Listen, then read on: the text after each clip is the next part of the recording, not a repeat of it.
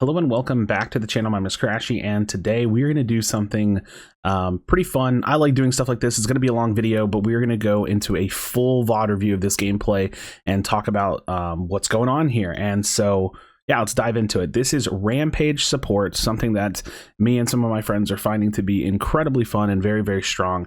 So let's go ahead and dive into this. Like I said, it's going to be a long one, and we're going to go ahead and start off with the support crest. Now, I don't have the audio on because I was in a voice call and we were talking about a whole bunch of stuff, so not going to leave that on, but we're just going to be watching this, and I'm going to give my thoughts on everything. So this is the first time I played Rampage support, and I was trying to think of what I wanted to build into, and I decided I'm going to head straight into the Fire Blossom. Now, I'm not going to buy a Leviathan with Rampage support because I'm not going to be able to stack up the Lockshaw, I don't think, as well. And I'm going to go ahead and start with the Q, and we're going to go on ahead and head to lane. I think this is a solo Q game. I don't really remember. I do know that in this gameplay, I'm very critical of junglers being a jungle main, and so I try to macro the game as much as possible. I call a lot of pings, and there was a few things that I remember thinking like, oh man, my jungler really messed up here, or this could be a really great opportunity for teaching. And so I wanted to go on ahead and watch this gameplay, because not only did I play very, very well, and I feel like I was macroing the map well from the support role, but I played something a little unconventional in a sense with Rampage support, and then there was opportunities for me to kind of like use my jungler as an opportunity for teaching. So yeah, we're going to go on ahead and watch this full gameplay. I'm going to give all of my thoughts on what I'm doing, what I'm buying, why I'm doing it, and maybe this will, lead to some kind of improvement for you, or just, changing the way that you think about the game. So I love doing VOD reviews, stuff like this. Let me know in the comments down below. Subscribe to the channel if this is something fun for you. I'm already trying to fight for this kind of like mid wall, and you can see me and the deck are both warded. So I'm going to take a little bit of damage already, which kind of sucks. I'll let the Murdoch poke me a couple times. So that's not, ideal, but in this kind of a support lane, you just want to be chill. You can use your rock to get your gold. So you see like the little orbs for the Guardian crest. I can use my rock for that. I can, smack the wave. I can smack an enemy player. So it's not too bad. I just want to make sure I am getting my gold off of that, and then letting the Sparrow farm. So don't really have to worry about it too much. Just kind of chilling, grabbing my gold there. Don't want to control the wave too much. So in the support role, just chilling. Again, get some poke damage with my stun. No big deal. We could actually, like, if we were coordinated, like in voice comms, again, I'm pretty sure I'm playing solo queue here. If we were super coordinated, we could, coordinate, some of that stun into damage. Like I could step forward, they could step forward, but, not the case. So now we have wave on our side. I'm going to go ahead and pop my first potion. And again, just looking to poke. Not going to land that one. I think I still hit the wave, so I get my gold. And this is just going to be a nice, chill, slow early game. So I grab my leap because I want to be able to go all in if like a jungler shows up. And yeah, if I need to do that. So smack the Decker real quick. The wave's kind of being pushed in. Kalari's going in. I think I noticed that a little bit late, so I am going to look for a rock stun here. So the Kalari's going on the Murdoch. I get the stun onto the Decker, and we get the first blood, so not bad. She drops a ward. I don't know if they meant to do that, but regardless, good gang from the Kalari, and we could actually probably push this wave up. I see the Kalari getting jumped on by the crunch. I don't think I'm gonna be able to help, so unfortunately couldn't get there in time, and I'm also low on mana. So we could actually push this wave up and go for the gold buff. I think that, especially if you get a kill in lane, that would have been a really nice thing to do. I go ahead and last at that because I didn't think the Sparrow was gonna get it. But again, we're not communicating, so I'm gonna try to like ping this to like say like, hey, like we should go for this. But I don't know if I'm gonna be able to like get this with the Sparrow. So doing my best to kind of communicate my thoughts and what I want. So I was hoping that the Sparrow was like pushing the wave up, and I'm just going for this. You can see Decker's looking to pressure this a little bit, and I am low, so I'm like, hey, come help me with this, and I want to give it to her if possible. So I take the stun to the face, and I'm going to go ahead and back up here. So 700 gold.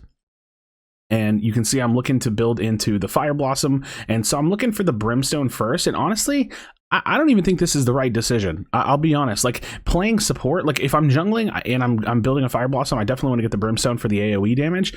But I don't know if this is the right decision here, because I could probably just build the armor. I could have started instead of with the like the health gem. I don't know the name of the item. I'm sorry. I could have started with the first armor piece and had more physical armor for the lane. So keep that in mind. Whenever you're building, if you do decide to play this, like I said, I'm not building a Lockshaw because I can't really stack it. I don't think you can get stacks off of, passively standing next to a wave. Maybe I'm wrong. If you know anything about Lockshaw for support Rampage, definitely let me know. but I don't think so. So we have this wave pushed. I don't have a ward right now, but you can see I'm kind of like looking. Since there's not really a reason for me to step up, I can kind of use my body to look. I decided to grab my E here because you never know if we do get a good duo engagement. Instead of just maxing my Q right now, I might be able to get a little bit of damage. So again, using my body a little bit to kind of ward, and I'm starting to ping Fangtooth because, again, when Fangtooth is up, it's a big objective. I want my jungler to know that it's something they can potentially do. I think in coordinate, nice little stun there. I think in coordinated play, you're not going to be able to get as early Fangtooth, but you can see me like pinging Fangtooth. Okay, now we get caged. I want to step in and try to see if I can help. But with her just kind of walking back, I decide, you know what? I don't need to all in there. Try to read the situation the best I can and not, you know, get too overzealous, because then I'm going to take a lot of damage. We're going to be like mismatched on what's going on. So again, I don't have a ward. With Fangtooth being up, it's definitely something we have to think about. It's Crunch jungle, so Crunch could potentially go solo it, and you can see I'm concerned with this. It's definitely something I'm thinking about, but I only have one ward, so I'm gonna wait and I'm gonna throw a ward like here. Oh, the Kallari's here. Okay, so I throw a ward like toward the entrance. I didn't even remember that I saw that. And we're just going to go on ahead and get this. So I know that I have the Sparrow, you know, push to tower, but that's honestly okay. We're getting something out of it. It's, you know, this is what a trade is. There's a lot of trading in MOBAs. And if you're new to MOBAs, you don't understand that concept, I might bring it up more and more, but you're going to see that. So we get first Fangtooth, and this is a really awkward jump. Yep. I remember this happening. I was like, okay, that happened. So a little bit of an awkward jump, and we're going to miss a wave because I think our Sparrow either died or was forced to back. I don't really remember. I wasn't paying attention just now. But I'm going to just try to last hit this the best I can while she comes back, and you can already see she's back, so I'm chilling again. So 900,000 gold. I probably could base. I'm going to put a point on my Q. You know, with support Rampage, I just want to get my stun to be as long as possible. And now we could either hard push here or we could freeze. And so I'm just kind of like reading the Sparrow as the support, and I was like, okay, he wants to like slowly farm this and kind of like freeze it, and you know, we can go ahead and do that. So I don't have a ward up right now, so I'm just chilling. Honestly, this would have been a great opportunity for me to base, probably, because we are just freezing, and I could have gone and got a lot of armor or finished my Brimstone, either which one. So I probably should have read this a little bit better. I also think that the gold buff is up, so maybe we could have gone over there and done that. So definitely some opportunities. I don't lane a ton, so I need to get better at it. Definitely some opportunities. But I'm looking at the situation. I think, hey, look, no Decker. You know, we can kind of all in him a little bit. So that's why you're seeing me get much more aggressive, trying to body block. Huge potential. If I got that stun, I think he would have died. So unfortunate that I missed the stun. But look, I think with the wave here, no Decker, we go for gold, right? Like, hey, we push that wave, we go for gold. I see Kallari in their jungle right now, and not going to be able to do anything for that Kallari, but I think we go for this gold, and this is kind of like us tempoing out the wave and like really winning this situation. So you can see, giving her the gold, and we're probably going to base here. I kind of want to. I mean, I'm looking at the game right now from my perspective right now, and I want to. Crunch, we see him, so that's good for us to know. Look, I see that the Sparrow didn't see him, so I stopped my back. I said BRB, but I stopped my back to stun the Crunch, and I'm just like hoping she gets out. So I could see that she didn't see him and that she wasn't like looking at the map at the time. And so I just wanted to stay and help as best I could. We can trade that out, because the thing about hurting a jungler like this is like, I know that I want to base. If I can get some more damage on him, it's going to maybe like mess up the rest of his life on the field. So, you know, I'm looking at what I want to potentially buy. And I think it does, you know, since I'm not jungle, I don't know if I buy the exact same thing that I would buy on Rampage jungle. But either which way, we're on our Warden's Crest. We're working on that. And we just bought, you know, 2 components, you know, like the 2 mid components for the Fire Blossom. So we're getting some armor, we have some health, we have some extra mana, and we're working. So now, this is the part of the game where I realized, hey, look, the Decker hasn't been back to lane for a while. I don't really feel like I need to sit there. I'm going to start looking for some gank. I'm going to cover this tower a little bit. And this is where, you know, as a support player, you can roam quite a bit in this game. You know, you don't want to roam to the point of losing your lane, but you definitely can roam. So you can see I'm trying to last it. I missed that one, but I want to just go ahead and don't want to waste this farm. So miss my boulder on the Fae. We're going to put another point in my queue, and we're going to rotate back around. So with this being an attack speed mana buff, I just want to go ahead and take it. Don't want to let the Fae have it. And I could leave it for mid, but hey, whatever. You know, I'll go ahead and grab that. So, you know, we get the little river buff for attack speed and some extra mana. Now we're peeking, looking around, trying to make a decision about what I want to do. And call some missing. I'm really bad at using these pings because I never lane, so I never call missing. But yeah, our left lane is missing. We see the Murdoch, and I'm just chilling here now. So again, I could be roaming now. I could be looking for vision. But either which way, I think even just being here is fine. Maybe not even the best use of my time. So maybe a little bit more roaming whenever I recognize that the decker just probably ain't coming back. Looks like our off lane has been doing pretty well. And look, you can see it took me a little bit, but I'm like, okay, you know what? I don't need to be here. I'm going to go on ahead and leave. I'm going to look for potential gank, maybe even counter gank the mid. Like there's potential options here. So you can see I'm calling for a gank. Throw a haymaker from downtown, and now we're on the chase with the Fae. So huge. I try not to take the kill, which worked out fine. And now I'm going to help push up this lane. So this, you know, I don't mean to steal farm. I am last hitting though, because I mean I could still use the farm, but I'm here to help push this lane in because we want to get this next wave to the tower, or at least keep it even. Honestly, I probably could have stayed and pushed that second wave, but I see that they're kind of getting a little scrappy here, and I want to keep rotating and keep helping and doing what I can. So unfortunately the Sparrow loses the 1v1, but I'm going to come out of the jungle swinging. So I'm going to jump in on him. You instantly see me start going for the body blocking, right? I blink after him as he's blinked, and I'm going to get the kill. So nice, not bad. The Fae had actually rotated with me. Same thing, wave management here, lane management. You know, I have this wave here at the tower. I want to push this into the tower. Fortunately, I'm not looking at the map right now, and the crunch takes me down. So I wasn't paying attention, straight up. Even watching this back, I wasn't paying attention. And you're going to see me, like, I'm starting to make decisions about where do I want to go with this build, and I decide to just build into health regen. So Raymond, I forget what the full name of his Raymond of Renewal. I'm deciding what piece I want to get, and I'm just going to go ahead and start building the health and health regen section of that. So looking for health and health regen. Again, I'm not going to build a Leviathan in this game because I can't really stack it. I don't think I can from being in the support role. And look, you see me spam pinging Fangtooth because I really want to put some emphasis on this. We're up one Fangtooth. You want to get the Fangtooth. So now I'm feeling a little free. Haven't seen the Decker in a little while.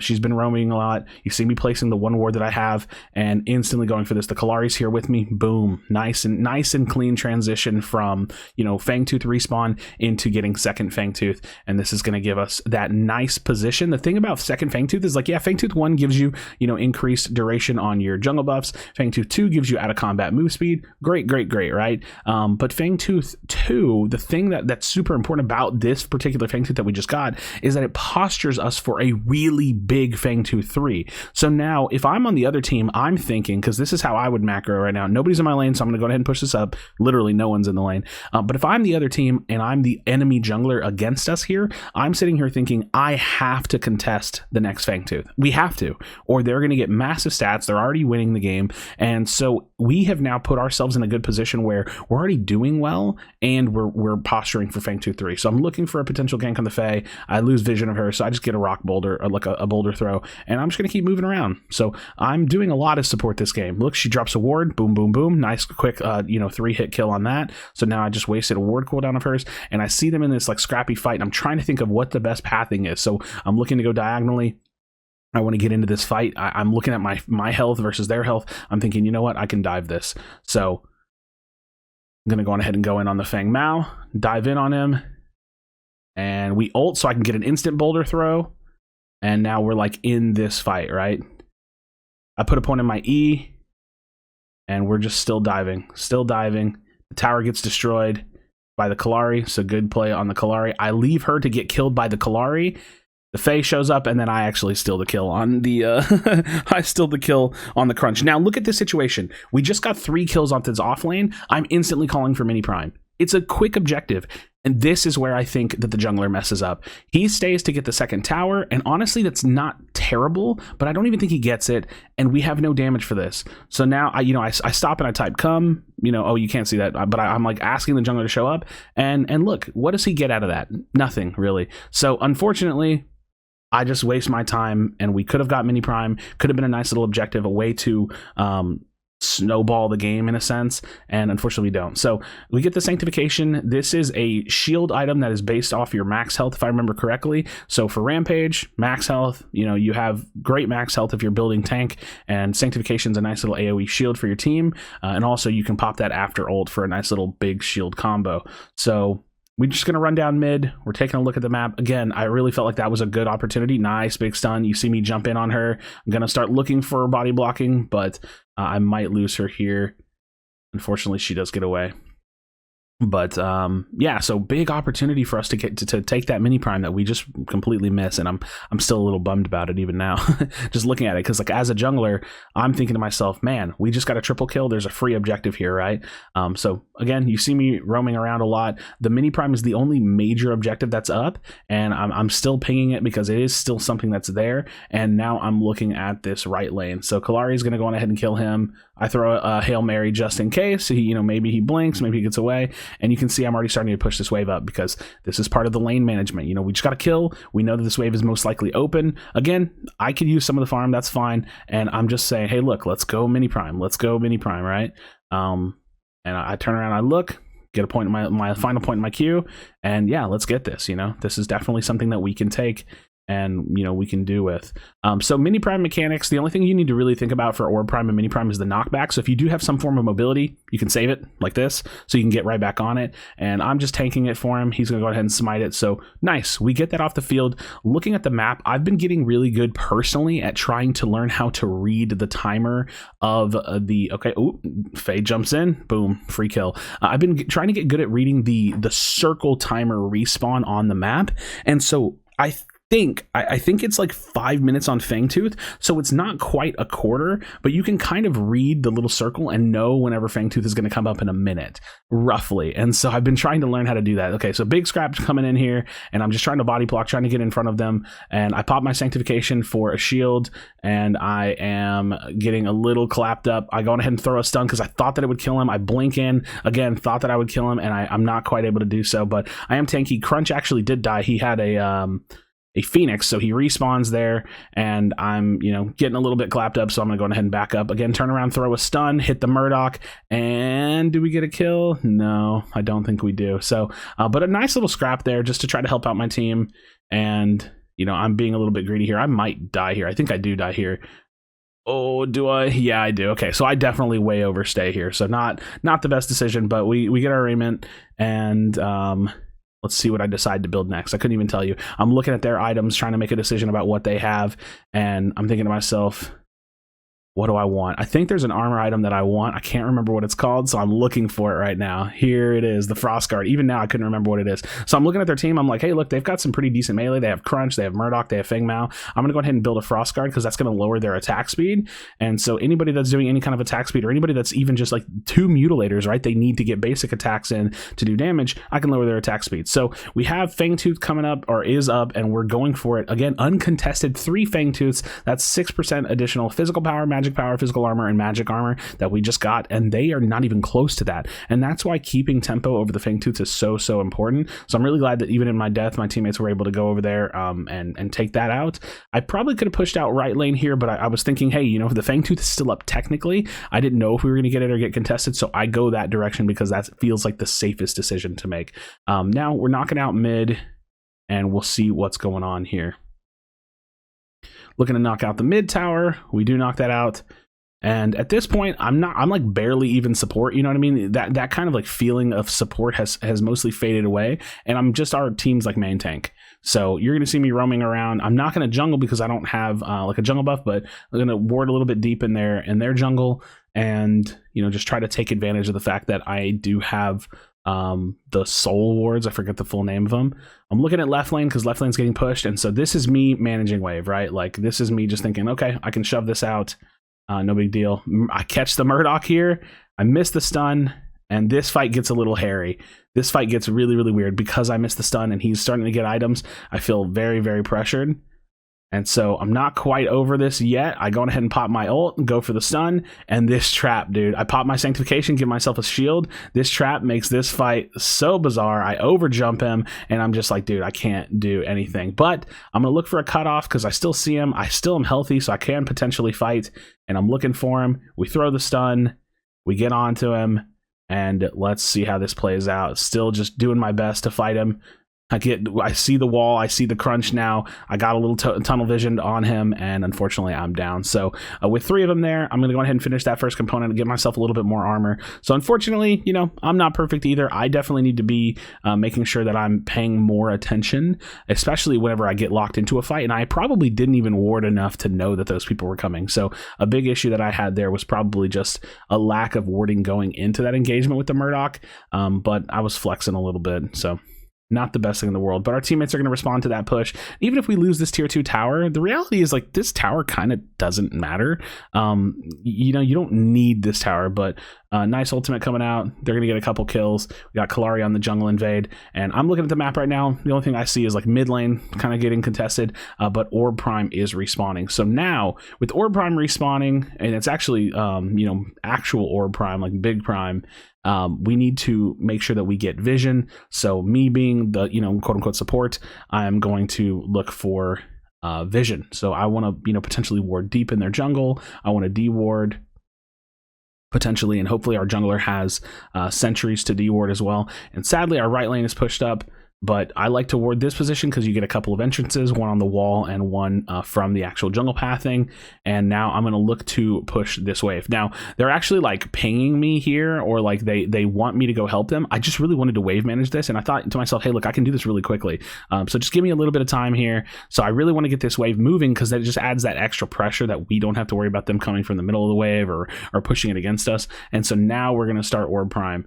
And we see the Murdoch in the mid, we see their Fae, I think it's their Fae, yeah, their Fae on the right lane, and we're gonna go ahead and start this. So all we need to do is be ready to fight them. If the jungler comes in, I need to be looking to stun him, or I need to be looking you know, to stop him. So I see the crunch, I throw a stun on the crunch, hopefully the timing leaves him unable to act, and now we pop our ult. I recognize the Murdoch, I instantly jump in on the Murdoch. I had popped my sanctification at some point, and we are able to take them down. So big team fight there, really solid. We have everybody down. Probably the best thing that we could do is like send like the Kalari on split push and have the rest of us push through mid. I don't know if that's what happens, but potential. So potential good play there to macro that. We have our left lane pushing, we have our right lane working, but yeah, we are all together. So we probably are getting a little less value than we could because we can't quite end the game here. But we do want to push up and at least get an inhibitor. So, and I'm sitting on some good gold, so I should be able to finish my Frost Guard. Is that what it's called? I'm still learning. Still learning the name of the items. I know the effects probably more than the names. So we get mid inhib, which is solid. I look for a stun on the crunch. I think he actually, did he blink that? I'm not even sure. But yeah, so left lane's pushing. I like to kill this wave whenever it respawns, but I can see that my team's backing out. I'm staying in a little bit longer. Decker walls me off. I'm looking for my jump, and we're going to go ahead and get out here. So trying to get out here, got to use my blink. Again, a little bit of overstaying from me. Turn around, throw my stun, and we're out. So I probably could have saved my blink there if I'm not just overstaying and calling the Fangtooth, because Fangtooth is coming back up. I'm already looking ahead. You can see that I have a ward placed there. I pinged the ability power river buff, and we're going to help the Richter on this. So we can get this. We'll base Fangtooth 4. That's an additional 12% physical power, physical armor, magic armor. So now we're up to 18% in total. And we're going to finish off this Frost Guard. So Frost Guard, and now what do I want to build? You know, looking around, making some decisions about what do I think I need here? What do I want? Probably going to build a Void Helm. I know I like Void Helm. I still have a filter on. Void Helm's a pretty solid option. There's another item I really like. I'm just looking at my items, and I'm trying not to spend too much time too. We're also in the driver's seat, and I'm reminding myself how much, you know, what this item does. Do I like it? There's a couple of magic resist or like magic defense items that I really like, and I've been going back and forth between them. I think one of them is called like Will of something. I forget the name of it. I'm actually gonna look it up now while we have a little bit of time. One of the magic armor items I like is Unbroken Will. Unbroken Will is really good. I think I'm going to start building that over Void Helm in some instances. But yeah, so we get a few picks as I'm just running down mid, and now this is going to give us a lot of room to continue to push. So not really much macro thought here. You know, we have the Kallari on the split push. We have us playing the mid here. We can just wait for these wave respawns and let the Kallari push, and we're chilling. So you see me on the minion respawner. I'm just spam auto attacking because as soon as these minions respawn, okay, look, I see the pull. I throw a boulder. I get the stun off, and then I'm right back to killing this wave because this is going to help us get these minions in and get to that core. So kind of just doing my job here. We still have my ultimate for an instant rock throw. We instant rock throw the Feng Mao. He's going to die. We pop the Sanctification, just give my team a shield, and we full send core here. Now, this I remember. All we have to do is finish the game, and we just don't. So the crunch, I stop shooting him. She kills him, so now he's going to respawn, and so he gets taken down. Is this the part I'm thinking of? Because I know that this drives me nuts. I think it's this game. Maybe not. Okay, so still looking. Get a stun on the Murdoch. You can see I always position after a stun. I look to position for body block. I jump to position for body block. I'm all over him. And I don't know if I'm going to get him. Unfortunately not. She blocks that hit. And okay, so maybe not the game I'm thinking of where, you know, we really just could have ended the game. But we just full send core here. Is this the game? I don't remember. I think it is. I don't know why I pulled the boulder. I didn't mean to do that. I wasn't gonna get hit anyways. Okay, so we're unfortunate. No, it's later in the gameplay. Okay, watch. I promise you there's gonna be a payoff here. Sorry for hitting my mic. I don't know why the Sparrow type GG, and then I don't know if that was like, I think it was an ironic GG. I know y'all can't even see this anyways. But surrender vote fails naturally because we're, you know, at 13% core with only one inhib up, and all we have to do is posture for the next orb prime at minimum. I'm looking at their builds a little bit, like making sure there's anything I need to see, and we have a bit of a respawn time, so we're just gonna chill and wait. Sparrow's typing a little bit. I think he was a little tilted that he just got ran at, but I wasn't able to fully peel him off. So Kallari's farming. We're just looking at the map now. Orb prime is like the only thing that's really like coming up that we need to be thinking about. So next Fangtooth, like, you know what I mean? Like, we don't really have to do anything with the next Fangtooth because Fangtooth 5 is like great, but it's not a huge necessity. I'm just dialoguing back and forth. And let's see. So as long as our Richter doesn't die here, we're in a decent position because if Richter dies there, that's not great. So all right, Kallari's looking for an execute on the Fae, which I love this play, especially if it pays off. And we can look to just get aggressive. So he gets the kill on the Fae, gets the pick on the Fae, huge. Okay, I think this is the position. Core is at 22% health. We're moving in. Our Richter's splitting the off lane, so we don't quite have our full team. But we're looking to step in. I see we only have a couple minions. I'm hitting. I back up, wait for more minions because I wasn't sure if we had any in our back. Get an instant boulder throw, get some stun, being a little disruptive. We're attacking core. All we have to do is full send core. Look at my health bar. I'm getting low. All we have to do is full send core as a team, and we win the game. Get it down to 3%. Look, I'm typing my team. I'm saying core. I'm spamming buttons. What are they doing? What are they doing? What's Kallari doing? It's 2%. Kallari gets a kill. Kallari could bypass this. Goes in for a kill. Dies. Like, bro, stop. Just end the game. So I'm spamming in chat like, dude, you could have ended the game. And look, the reality is, I think that this is a near unwinnable position for them. So I don't think it matters. But the reality is, he could have ended the game there. Like, they could have ended the game there. I couldn't see them. When I was full setting core with my health bar, I couldn't see them. So I think it's really important to try to read the game and to know when you can end the game. Like, I think it's super important. I made the judgment call to stop being tanky and to stop doing tank things and to send the core.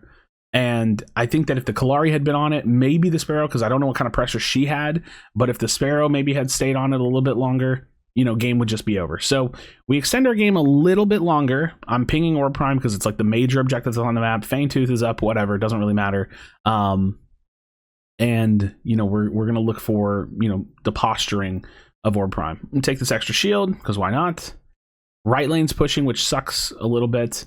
But you're going to see I want to get ward positions out. I don't want to go too deep because, you know, I'm by myself right now. I can't afford to die or take too much damage. And again, you can see my same little ward. I'm watching both sides and just kind of like waiting for my teammates to get here, because this is a very important place to be at this stage of the game. 9% on core. I mean, we realistically probably could just run it down and go get it as well, but this is a bit of a safe play to at least set up for this. Now you see I've got 3 wards in.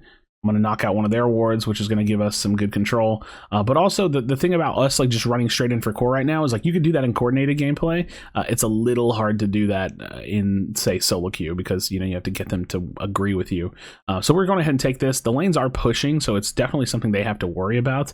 And we have really good vision control because I put a lot of vision control there. Again, same thing. I ult on purpose so I can get an instant boulder on the crunch, because I do not want to risk the crunch smite stealing the orb prime, because that would crush a lot of momentum for us. So now we have core at 15%. We're on our 3rd push into their base. Let's go on ahead and finish this one up. With the crunch down and the Fae down, we should have no problem getting in here and finishing the game. And let's go on ahead and see if we can do so. So we're walking in. You see me always looking, okay, look for a stun, help out the Kalari, but core is low. I'm going to hit the minions just to walk in the extra minions from our side, and we end the game. So friends, let me know your thoughts in the comment section down below. Do you feel like you learned something? Hopefully there's a little bit of macro teaching there. You can see what I'm thinking and feeling in regards to where you should go, what you should do, and even a cool gameplay on support Rampage. So thank you so much for watching. I definitely do appreciate it. If you wouldn't mind, subscribe to this channel for future Predecessor content. As always, be sure to be kind of one another. Tell someone you love them, and I'll see you on the next video.